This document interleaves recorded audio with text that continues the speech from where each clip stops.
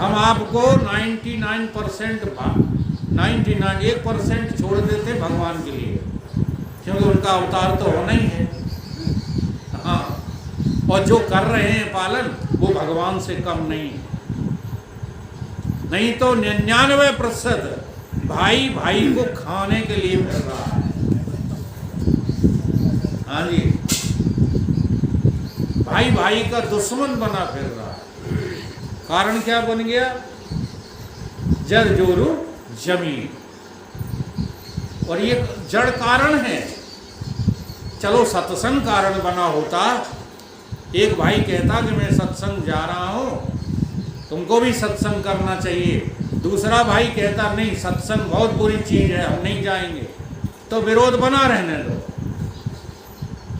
फिर ये सत्संग तुम्हारा मुख्य धर्म हो जाएगा।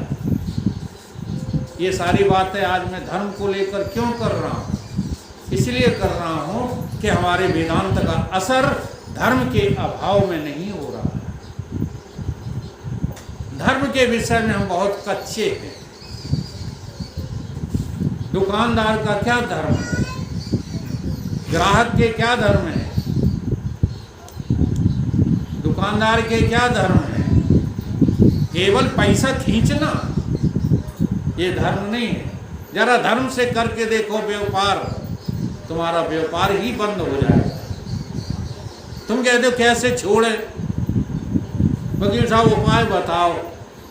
क्या उपाय बताए? कहीं ये घर द्वार छूट नहीं रहा, हम धर्म का पालन करो, छूट जाए।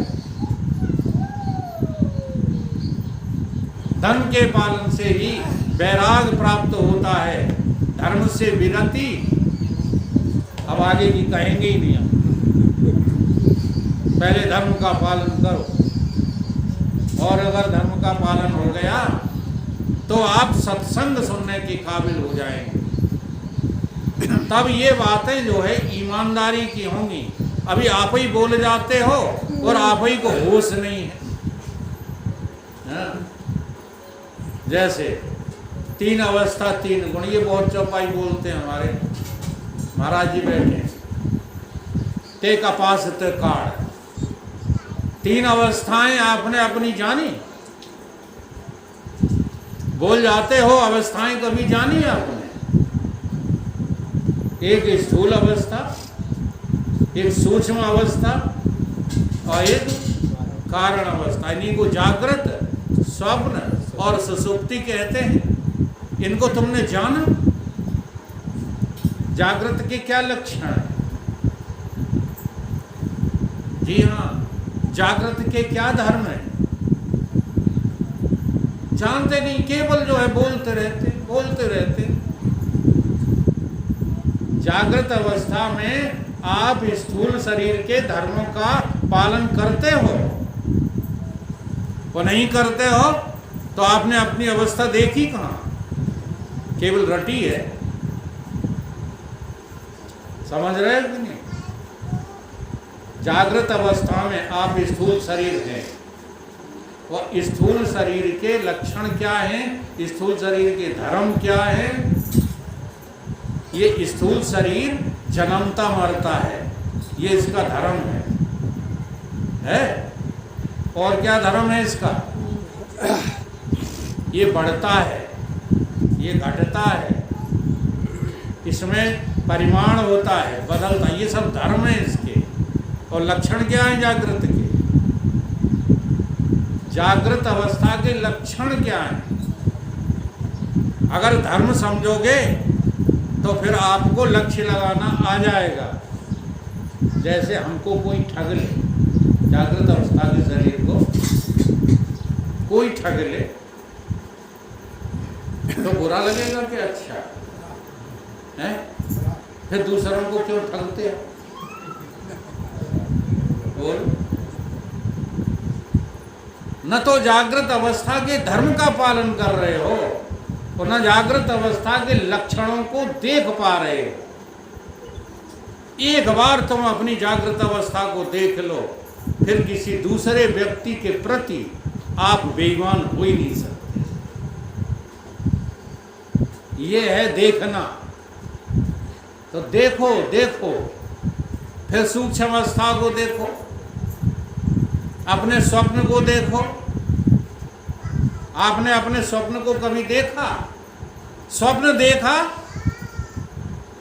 थोड़ा सा बारीक हो गया है, प्रवचन माताओं के लिए हो गया है, आप लोगों के लिए तो नहीं हुआ। स्वप्न अवस्था को तो, वो स्वप्न को तो देखा आपने। अच्छा, ऐसा कोई आदमी हाथ उठा दे जिसने स्वप्न न देखा हो? सबने देखे हैं सब, लेकिन स्वप्न अवस्था को किसने देखा? स्वप्न अवस्था को देखा किसी ने? शर्माओ नहीं, अगर देखा हो तो बताओ। सपना तो देखा, लेकिन स्वप्न अवस्था को देखने की हिम्मत ही नहीं पड़ रही। क्यों? क्योंकि एक बार आपने स्वप्न अवस्था देख ली तो फिर जगत गया है, सपना ही होगा, फिर कहाँ रहा जगत? क्या होता है सपने में? सपने में आकाश होते हैं, पाताल होते हैं, जमीन होती है, फसल होते हैं, किसान होते हैं, बाबा होते हैं, बाई होती है, सब होते हैं कि नहीं होते हैं? और स्वप्न का जैसे ही टूटा स्वप्न तो क्या होता है? क्या था वहां? कुछ था? तो स्वप्न को, स्वप्न अवस्था को देखने का लाभ क्या हुआ? कहो उमाय है अनुभव अपना, सत्य हरि जगत सब। तो ये जगत क्या है? तुमने देखा स्वप्न अवस्था को? यहीं रूठ जाते हो। प्रवचन तो जल्दी जल्दी कर जाते हो। जागृत स्वप्न सुसुप्ति आदि विपंचम यद प्रकाशते। प्रवचन करने से जो है उतना लाभ नहीं है जितना श्रवण मनन निधिध्यासन से। प्रवचन तो हम आज से कितने वर्ष का हो गया शरीर? 70 का, 40 साल से कर रहे हैं। 40 वर्ष हो गए हमें प्रवचन करते, लेकिन जो है सच्चाई का अभी अभी पता चला। अभी अभी का मतलब थोड़े ही साल पहले। प्रवचन तो बहुत पहले से कर रहे हैं।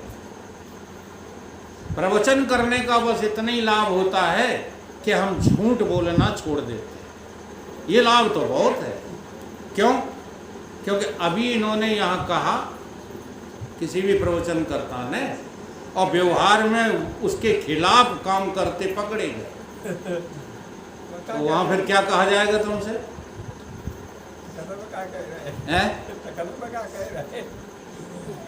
तखत पर बैठे क्या कह रहे थे? जैसे हम उदाहरण लेके जगदीश का कहते हैं, जगदीश यहाँ कहते ही कि ईमानदारी से परमार्थ की तरफ आगे बढ़ो। कहते हैं कि नहीं? अब दुकान पर बैठ के क्या करते हो? ईमानदारी के बेईमानी? देखो पकड़े गए। मैं उनका उदाहरण है, सब लोग। जी हाँ, झांको जरा अपने अंदर। क्या आप ईमानदारी से जो है धर्म का पालन कर रहे हैं? ईमानदारी से धर्म का पालन कर रहे हैं तो माताएं भी जो है इसी जन्म में भगवान को पा सकती हैं, पुरुष भी पा सकते हैं, बच्चे भी पा सकते हैं। लगन की बात है, ईमानदारी में लगन तो लग जाए। एक माताजी थी, उनके पति देव आए, किसानी का काम करते थे, हरे थाक के आए, उनने पानी मांगा। कहा कि देवी मैया जरा पानी पिला दो। पहले देवी कहा जाता था पत्नी को, आजकल क्या कहा जाता है? मिसेज। यानी कि अरे मैडम, मिसेज, श्रीमती, मिस जाओ। देवी कहा जाता था। उनका देवी पानी पिला दो, तो वो पानी भरने के लिए गई माता जी। और तब तक उनके पति जी को नींद आ गई और सो गए। अब वो पानी लेकर के आई, जरा धर्म देखिए पत्नी का। अब वो पानी लेकर के आई, सो गए हैं, तो सोचने लगी। क्या सोचने लगी? कि अगर हम जो है यहाँ से चले गए और ये जग गए तो धर्म का जो है उल्लंघन हो जाएगा, कि पानी तक नहीं पिलाती हो, कैसी अर्धांगनी हो। और अगर हम जो है यहाँ जल लेकर के जो है रख देते हैं तब भी ये धर्म का पालन नहीं होगा। पता नहीं कौन रख गया। तो ऐसे ही लोटा लिए खड़ी रही जब तक वो जगेंगे। है किसी में ताकत? अब वो जब जगे और उन्होंने देखा कि तुम तब से खड़ी हो, जब ये देखा तो उन्होंने प्रचार कर दिया अपनी पत्नी का। और इतना प्रचार हुआ, इस धर्म का इतना प्रचार हुआ कि सारे नगर में ये बात फैल गई। राजा को पता लगी तो राजा ने आकर के उन्हें जो है देवी मैया को बहुत सराहा और इनाम दिया। ये सोचकर पड़ोस में रहने वाली एक देवी जल गई। पतिव्रत धर्म का पालन करो तो दूसरी पत्नियां जलेंगी तुमसे। बड़ी आई जो है पालन करने वाली, उन्हें हम करके भी दिखा देंगे दूसरे दिन। तो अपने पति को बुलाया और पति से कहा कि देखो, बाहर से तुम आना, ठीक है, तो हमसे पानी मांगना। जब हम पानी जो है लेकर के आए तो तुम सो जाना। हाँ, फिर हम खड़े रहेंगे, जब जगोगे तब हम पानी पिलाएंगे। उन्हें कहा ठीक है, तुम कहती वैसे ही करेंगे। अब वो आए जो है बाहर से, आगे अखबार पढ़ने लगे, भूले गए। प्यास लगी नहीं, पानी मांगे कहाँ से? पानी तो वो मांगता है जिसको प्यास लगे। तो वो आई, नाराज हो गए, आंखें दिखाई, पानी नहीं मांगा। ओ भूल गए। लाओ देवी मैया पानी ले आ। अब ये सोए ही नहीं, अखबार में लगे रहे। फिर आगे आंखें दिखाई, हमने कहा था सो जाना, सोए नहीं। तो उनकी लाल लाल आंखें देखी तो डरे गए, सोए जा रहे। अब सो गए। अब बार बार आंख खोलें, देखें खड़ी है कि चली गई। तो 2-4-10 मिनट तो खड़ी रही। फिर सोचा कि सोएंगे जो काफ़ी देर तक, तब तक जो है हम अपने उपन्यास पढ़े आए, टीवी देखे आए, फिर आए जी जगेंगे, फिर पिला देंगे। तो इधर वो चली गई और इधर वे जगे और जाने कहाँ चले गए। तो वो राजा का इनाम से वंचित हो गए। तो धर्म का अर्थ क्या है? नकल। आज धर्म जो है कैसा बन गया है? नकल बन गया है। एक दूसरे की नकल करते हैं। धर्म बन गया आज व्यापार। इससे सस्ता और नहीं बिन पूंजी का व्यापार। तो धर्म को हमें नकल नहीं बनाना है, बल्कि धर्म का पालन करना है। और धर्म के पालन से ही वैराग होगा संसार से। और संसार से वैराग होगा तो फिर सत्य का अवलोकन करोगे, जागृत को भी देखोगे, स्वप्न को भी देखोगे और नींद को भी देखोगे। अब जरा इनमें फर्क देखो क्या है। जब तुम स्वप्न में होते हो, जब स्वप्न में तुम होते हो तो जागृत अवस्था की कोई बात स्मृति में रहती है? नहीं, कोई बात नहीं रहती है। और जागृत में जब आते हो तब तो स्वप्न की सारी बातें याद है। ये फर्क समझिए। जागृत का अर्थ क्या है? जग जाने का अर्थ क्या है? सारी बातों का सम्यक रूप से ज्ञान होना, इसका नाम जागृत है। अब चलो नींद का क्या नाम है? नींद में चले गए तो नींद में तुमने बताओ कौन सा व्यवहार किया? स्वप्न वाला किया? जागृत वाला किया? कोई व्यवहार नहीं किया, तो उससे आपको लाभ क्या मिला? अब सो कौन गया, ये इस पर भी विचार करो। कौन सो गया? जिसने स्वप्न की सारी घटनाओं को जाना वो सो गया, या जिसने स्वप्न की रचना की थी वो सो गया? ये सोने वाला कौन है और सोते हुए को जानने वाला कौन है? तो इन बातों को हम रट तो लेते हैं, परंतु इस बात की अनुभूति होना जरा कठिन है। तो सुसुप्ति से, नींद से हमें क्या ज्ञान मिला? कि संसार नाम की कोई चीज है ही नहीं। मिला कि नहीं? ऐसा आदमी एक भी, बच्चे, पुरुष, माताएं, कोई भी, कि नींद में संसार को देखा हो? देखा है आपने नींद में संसार को? हैं? तो मरी तो गए थे, हैं? अब आगे मरोगे, आगे मरने से जो है डरोगे? काहे को डरोगे? डरना पड़ेगा। अगर नींद को ठीक से नहीं समझ पा रहे तो। जी हाँ, अभी समझ थोड़ी पा रहे हो। जिस दिन समझ जाओगे उस दिन वैराग हो जाएगा। ये जागृत, स्वप्न, सुसुप्ति तीनों अवस्थाएं तुम्हें वैराग दिलाने के लिए भगवान ने तुमको क्या दिया है? उपहार दिया है। इसके लिए नहीं दिया चैन से सो, चैन, फिर सपने अच्छे अच्छे देखो, फिर जग जाओ तो रो, इसके लिए नहीं दिया है। ये जागृत, स्वप्न, सुसुप्ति और बालपन, जवानी और बुढ़ापा, ये क्यों दिया है? ये इस बात को समझने के लिए दिया है कि एक भगवान के अलावा और दूसरा कोई है नहीं। तुम अपनी देह के प्रति सजग हो जाओ, इसको बार बार देखो और बार बार समझो। क्या समझो? कि मरे मरण को ले चले, मर गए रोवन हार, तुलसी जा संसार में मरे पड़े हैं जा। तो ये देह से तुम मरे हो कि जिंदा हो? हैं? कबीर बाबा कहते हैं इस जगत में तमाम मुर्दे घूम रहे हैं। तो हम देह से कौन है? ठाकुर हैं कि ब्राह्मण हैं कि यादव हैं? को हैं हम? हैं? मुर्दा।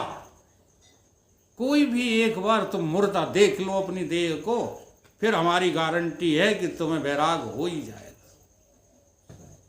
तुम अपने को मुर्दा देख ही नहीं पा रहे, और जब तक तुम मुर्दा नहीं देख पा रहे हो तब तक सत्संग की बातें अच्छी तो लगेंगी, समझ में नहीं आएंगी। क्यों? क्योंकि शरीर को मुक्त नहीं होना है, आत्मा को मुक्त नहीं होना है। जिसे मुक्त होना है उसे ही भ्रम हो गया है कि हम शरीर हैं। ये इतना आसान नहीं है देह को छोड़ना कि बातें कर लें देह छूट गया। बातें कर लेने से देह नहीं, देह की वास्तविकता को समझ लो एक बार तो देह छूट जाएगा, फिर देह नहीं रह पाएगा। सोचा करो उन लोगों के बारे में, कहाँ गए वो दारा सिकंदर। अच्छा चलो, अब अपन लोग तो सब पुराने हैं, यहाँ एक बच्ची नई बैठी है, ये क्या बनना चाहती है अपने मन में? बता दो बेटा। फिर मैं सबकी बात बताऊंगा, तू अपने मन की बता दे। क्या कहा? कोई ख्वाहिश नहीं है? अभी कोई ख्वाहिश ही नहीं है बनने की। अभी कोई ख्वाहिश नहीं। अच्छा, कोई आपकी इच्छा नहीं है बनने की, ठीक है, तो बिना बने तो रहोगी नहीं। जी हाँ, बिना इच्छा के भी बनना पड़ेगा, ठीक है। तो फिर क्या करना चाहिए हमको? कोई ना कोई इच्छा करनी चाहिए। इस शरीर को हमें क्या बनाना है? तो सत्संग में आओगे तो तुम्हें पता चलेगा। ना कलेक्टर बनाओ, ना मिनिस्टर बनाओ, ठीक है, ना खूबसूरत बनाओ, ना बदसूरत बनाओ, बल्कि क्या बनाओ, कहीं वो बनाओ जिससे भगवान की तरफ चलने के काबिल हो जाए, वो बना। अब वो हम कोई बनाने को तैयार हैं नहीं। इसका परिणाम क्या होगा कि तुम अपने महत्वपूर्ण जीवन को व्यर्थ ही गंवा दो। इसलिए कहाँ गए वो दारा सिकंदर, और कहाँ गई वो बारादरी, चले गए सब अजल के मुख में, ना खुशकी ना तरी रही। राह रह गया कुछ? तो तुम हो किस खेत की मूली बताओ? जब बड़े बड़े आए और इस देह के अभिमान को पालते रहे और नष्ट हो गए, तो इस देह के अभिमान को न पालो। हाँ, भगवान के लिए कुछ कर जाओ, ऐसे बनो। झूठे सुख को सुख कहो, फिर मानो मन में मोद, और जगत चबे न काल का, कछु मुख में कछु गोद। अच्छा, आपने एक मेढक को सांप के जो है मुंह में देखा है? खूब देखा होगा, क्योंकि आप लोग ग्रामीण हैं, शहर वाले चाहे ना देखते हो। अब उस मेढक की हरकत को देखो। मेढक सांप के मुंह में पड़ा, यानी मौत के मुंह में है, और कर क्या रहा है? जीभ लपलपा रहा है। किसके लिए? कीड़ों को खाने के लिए, मच्छरों को खाने के लिए। ये दशा मेढक की नहीं है, ये हमारी दशा है। तुम अपने को काल के मुख में देख ही नहीं पा रहे। मेढक की तरह पड़े हो, काल के मुख में हो, कछु मुखों में, अच्छा गोद में तो वे हैं, देखो नए बच्चे, ये काल की गोद में हैं। बुरा नहीं मानना, सत्संग में बहुत सत्य बोला जाता है। काल की गोद में सब बच्चे सब, और बूढ़े हैं वो कहाँ हैं? मुख में। अब काल के मुख में बैठे हो और जीभ लपलपा रहे, दुकान जाना है। जीभ लपलपा रहे कि नहीं लपलपा रहे? कहाँ जाना है? नौकरी पे जाना है। हम ये नहीं कहते कि तुम बाल बच्चों को अपाहिज कर दो, नौकरी छोड़ दो, ये बात मैं नहीं कह रहा हूँ। बात मैं ये कह रहा हूँ कि सिद्धार्थ की तरह करोड़ों की अरबों की संपत्ति को एक सेकंड में लात मार दी, तो जिस दिन तुम कहोगे हम देह नहीं हैं, उस दिन गया संसार। फिर है कहाँ संसार? बता। हम केवल इतनी बात समझाना चाहते हैं, और जब तक ऐसा नहीं है तब तक केवल वाणी से कहते रहो कि हम देह नहीं हैं, हम देह नहीं हैं। तुम अभी देह ही हो, देह के अलावा और कुछ हो नहीं।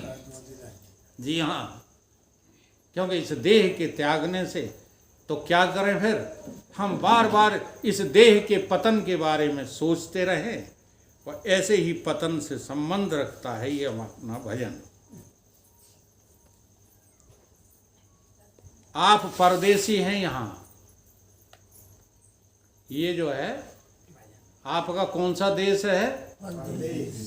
दूसरा देश है। आप इस जो है देह के रहने वाले नहीं हो, आप तो परम धाम के रहने वाले हो। इसलिए हमारी संस्था का नाम ही रखा है क्या? अखंड परम धाम। अभी अभी वहाँ कनेसी में एक ने हमको पर्चा दिया था, उसमें पूछा था ये परम धाम क्या होता है? तो परम धाम यही होता है, शरीर को छोड़ दो, शरीर को अभी अभी शरीर रहते रहते छोड़ दो, तो तुम्हें परम धाम के अनुभव दृष्टिगत होने लगेंगे। तो भजन कहता है, सभी लोग दोहराना, ये शरीर की जो है दुर्गति दिखाता है भजन। ओ परदेसी पंछी जिस दिन तू यहाँ से चला जाएगा, ओ परदेसी पंछी जिस दिन तू यहाँ से चला जाएगा, ओ परदेसी पंछी जिस दिन तू यहाँ से उड़ जाएगा, ओ परदेसी पंछी जिस दिन तू यहाँ से उड़ जाएगा, तेरा प्यारा पिंजड़ा देखो यहीं जलाया जाएगा। तेरा प्यारा पिंजड़ा देखो यहीं जलाया जाएगा। आपको लगता है कि ये पिंजड़ा है? पिंजड़ा लगता है ये? नहीं लगता है। हाँ, लग जाए, लगी देखो बहुत बुरी होती है। अभी पिंजड़ा नहीं लगता, ना ना ना। अभी तो ये लगता है कि मैं जल जाऊंगा, मैं मर जाऊंगा, मुझे लोग शमशान ले जाएंगे, ये लगता है। हाँ, अब सत्संग को सुन सुन करके थोड़े शब्द पकड़ में आ गए, लेकिन केवल शब्दों को पकड़े रहने से काम तो चलेगा नहीं। इसका पालन होना चाहिए जीवन में। अगर पालन हो, अब चूंकि हम क्या बताएं, थोड़ी बाबा की ड्रेस हम पहन लेना। ये बाबा जी बैठे हैं, दो बाबा बैठे हैं, इनकी ड्रेस पहन लें तो कम से कम जो है 1-8% भटमातपुर आके लोग तो हमारे चेला हो ही जाए। हाँ, सच्ची कह रहा हूँ, सत्य है। क्योंकि इस भेष में इतनी ऊंची बातें लोगों को हजम नहीं होती, और कोई बात नहीं है। अगर हजम कर लो ना तो अब देर नहीं है भाई साहब। इतना ऊंचा सत्संग सुनाने वाला तुम्हें कोई अब भिंड में तो मिलने वाला है नहीं, लाओ हम रिटर्न में दे दें। लेकिन जो है बात समझ में नहीं आ रही। हम ये बात अभिमान से नहीं कहते, हमको इतनी करुणा जाग जाती है आदमी के प्रति जो सत्संग में आते हैं, उनकी बात कर रहा हूँ, सबके प्रति नहीं जगती। हाँ, जो वहाँ दारू की बोतलें पी रहे हैं और हम करुणा करने पहुँच जाएं, हम इतने बेवकूफ़ नहीं हैं। वो ऐसी बेवकूफ़ी करना भी नहीं चाहिए। जो दारू की बोतलें जो है उड़ा रहा है, वो तुम्हारे सत्संग की बातें सुनेगा। तो मैं अभिमान पूर्वक की बात नहीं कर रहा हूँ। गुरुओं का प्रसाद जो है इतने अच्छे ढंग से स्पष्ट हुआ है, इसलिए मैं ये कह देता हूँ कि दूसरी जगह ऐसा सत्संग मिलने वाला नहीं। मैं कोई अपने प्रचार के लिए नहीं कहता, नहीं कोई गलत फहमी पाल लो। हाँ, ओ परदेसी पंछी जिस दिन तू यहाँ से उड़ जाएगा, ओ परदेसी पंछी जिस दिन तू यहाँ से उड़ जाएगा। तेरा प्यारा पिंजड़ा पीछे यहीं जलाया जाएगा।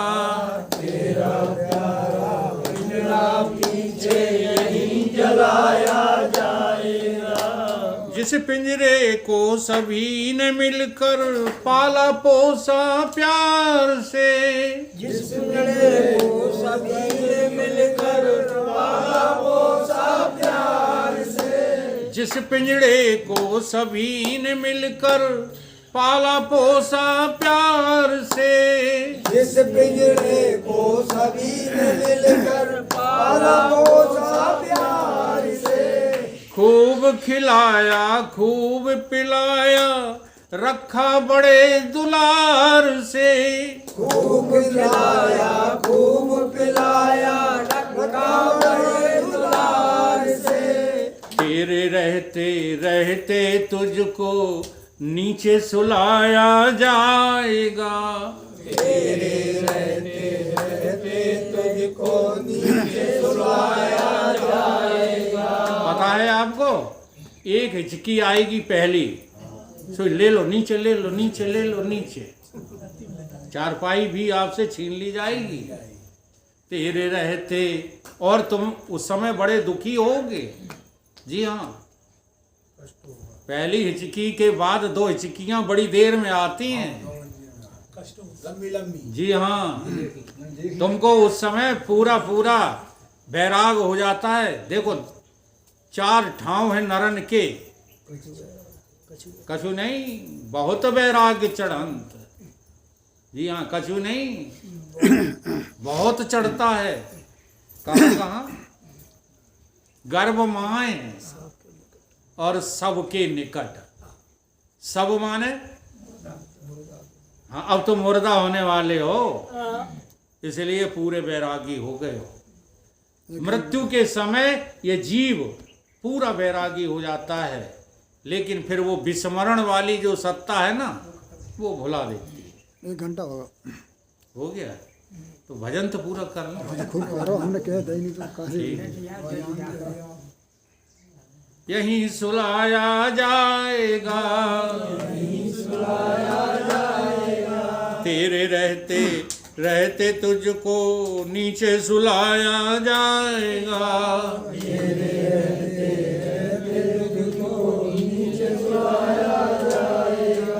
रोएंगे थोड़े दिन सब, भूलेंगे तेरी याद को। रोएंगे थोड़े दिन सब, भूलेंगे तेरी याद को। होता है ऐसा कि नहीं? रोएंगे थोड़े दिन सब ही, भूलेंगे तेरी याद को। रोएंगे थोड़े दिन सब ही, भूलेंगे तेरी याद को। ज्यादा से ज्यादा फिर वो करवा देंगे तेरे श्राद्ध को। ज्यादा से ज्यादा करवा देंगे तेरे श्राद्ध को।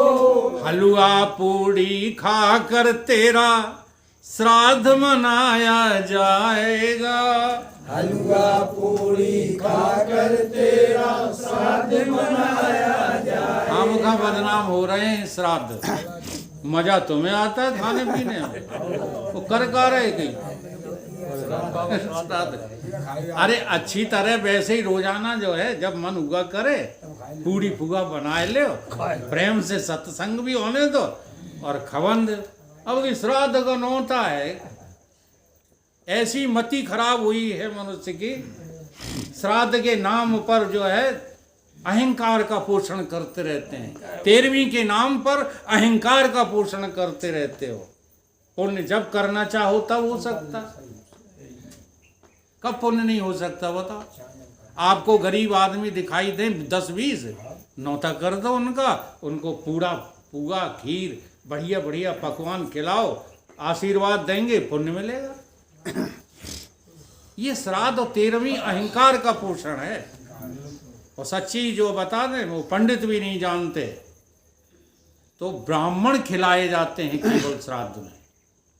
और ब्राह्मण तुम ढूंढ के ला दो, चुनौती दी है। कहाँ है ब्राह्मण बताओ? हाँ, अब ब्राह्मण को खिला नहीं पाते हो। हाँ जी, नाराज हो रहे होंगे अंदर ही अंदर हमारे, तो इनका नौता हम आधे ही से किए दे रहे हैं। ब्राह्मण समझ रहे हैं हम क्या कह रहे हैं? ब्रह्म जाने ते ब्राह्मण। और उसे तुम कहो वकील साहब हैं, इन्हें कहा बाहर से नौता कर देंगे, ब्राह्मणों में शामिल नहीं करें। ब्राह्मण कौन होता है? जिसको भली भांत संसार का और ब्रह्म का पता होता है, उसका नाम ब्राह्मण होता है। कोई जात से ब्राह्मण ब्राह्मण नहीं होता। ऐसे ही सन्यासियों को, महान त्यागियों को इस 13वीं वाले कर्मकांड में खिलाया जाता था। ये अहंकार नहीं पाला जाता था। ब्राह्मणों के नाम पर अहंकार पाल गए। हलवा पूड़ी खाकर तेरा श्राद्ध मनाया जाएगा।